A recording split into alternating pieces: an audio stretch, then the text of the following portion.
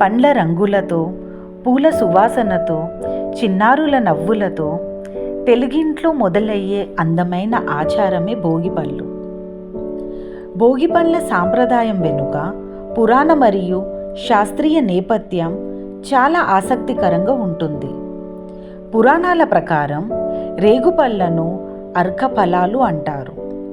సూర్యుడిని అర్క అని కూడా పిలుస్తారు. రేగుపళ్ళు సూర్యుడికి అత్యంత ప్రీతిపాత్రమైనవి. భోగిపళ్ళు పోయడం అంటే ఆ సూర్య భగవానుడి అనుగ్రహం పిల్లలపై ప్రసరింపజేయడం అని అర్థం. పిల్లల మీద ఉన్న దోషాలు పోయి వారు శ్రీమన్నారాయణుడిలా సుఖ సంతోషాలతో ఉండాలని ఈ వేడుక చేస్తారు. ఆరోగ్యపరమైన కారణం: సంక్రాంతి వచ్చేది శీతాకాలంలో. ఈ సమయంలో వాతావరణం చల్లగా ఉండి పిల్లలకు జలుబు, దగ్గు వంటివి వచ్చే అవకాశం ఉంటుంది. రేగుపళ్ళల్లో విటమిన్ సి ఎక్కువగా ఉంటుంది. ఇది పిల్లల ఆరోగ్యానికి మేలు చేస్తుంది.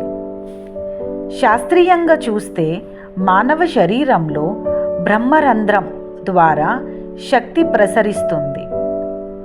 రేగుపళ్ళను తల మీద పోయడం వల్ల ఆ పళ్ళల్లోని ఔషధ గుణాలు స్పర్శ ద్వారా పిల్లల మెదడుపై సానుకూల ప్రభావం చూపుతాయని నమ్ముతారు.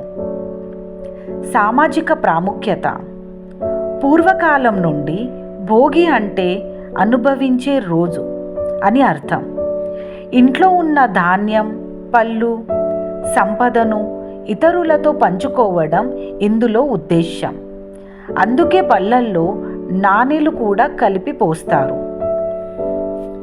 భోగిపళ్ళు ఒక సాంప్రదాయం కాదు, చిన్నారుల జీవితానికి మంచి దారిని, ఆరోగ్యం, సంతోషం మరియు ఆశలను కోరే ఒక అందమైన ఆశీర్వాదం.